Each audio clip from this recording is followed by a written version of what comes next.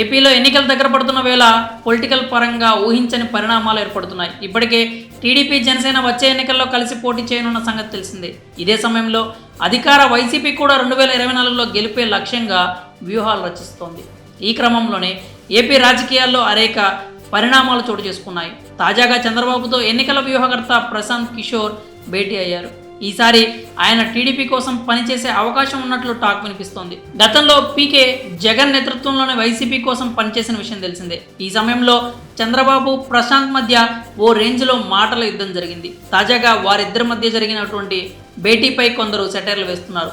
2019 ఎన్నికల్లో వైఎస్ఆర్సీపీకి రాజకీయ వ్యూహకర్తగా ప్రశాంత్ కిషోర్ పనిచేసిన సంగతి తెలిసిందే. ఇక ఆ ఎన్నికల సమయంలో టీడీపీ అధినేత చంద్రబాబు టార్గెట్ చేసి తిట్టిన వారిలో ప్రశాంత్ కిషోర్ కూడా ఉన్నారు. ప్రశాంత్ కిషోర్ విషయంలో చంద్రబాబు దూకుడు మరీ దారుణంగా ఉండేది. 2019 ఎన్నికల ప్రచారంలో చంద్రబాబు మాట్లాడుతూ ప్రశాంత్ కిషోర్ను బీహార్ డెకాయిట్ అంటూ, అక్కడి రాజకీయాలు ఇక్కడ పనిచేయవంటూ తీవ్ర వ్యాఖ్యలు చేశారు. అలా కేవలం ఎన్నికల ముందే కాకుండా ఆ తర్వాత కూడా వైసీపీతో పాటు ప్రశాంత్ కిషోర్పై చంద్రబాబు నోరు పారేసుకున్నారు.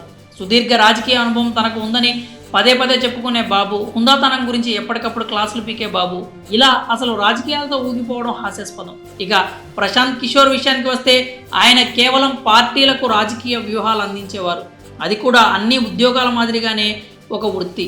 తనదైన వ్యూహాలతో ప్రశాంత్ పలు పార్టీలను అధికారంలోకి తీసుకొచ్చేందుకు కృషి చేశారు. 2019లో జరిగిన ఏపీ ఎన్నికల తర్వాత కూడా పలు రాష్ట్రాల్లో పీకే రాజకీయ వ్యూహకర్తగా వ్యవహరించారు. అలా వ్యూహాలు రచించే వారికి రాజకీయ నాయకుల మధ్య ఉన్న చిన్న గీతను దాటి చంద్రబాబు పీకేపై వ్యాఖ్యలు చేశారు.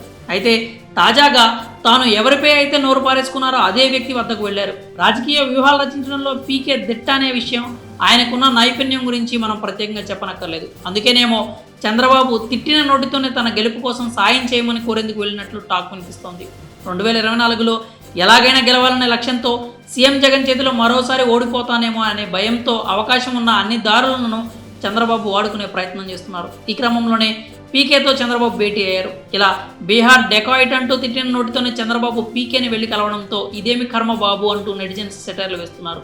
సుదీర్ఘ రాజకీయ అనుభవం ఉన్న చంద్రబాబు తాను చేసిన పరిపాలనపై నమ్మకం లేక తాను తిట్టిన వ్యక్తి వద్దకే వెళ్లి సాయం కోరుతున్నారు. ఇది చంద్రబాబుకు నిజంగా కర్మే అంటూ కొందరు అభిప్రాయపడుతున్నారు. మరి ప్రశాంత్ కిషోర్, చంద్రబాబు భేటీపై మీ అభిప్రాయాలు ఏంటో కామెంట్స్ రూపంలో తెలియజేయండి.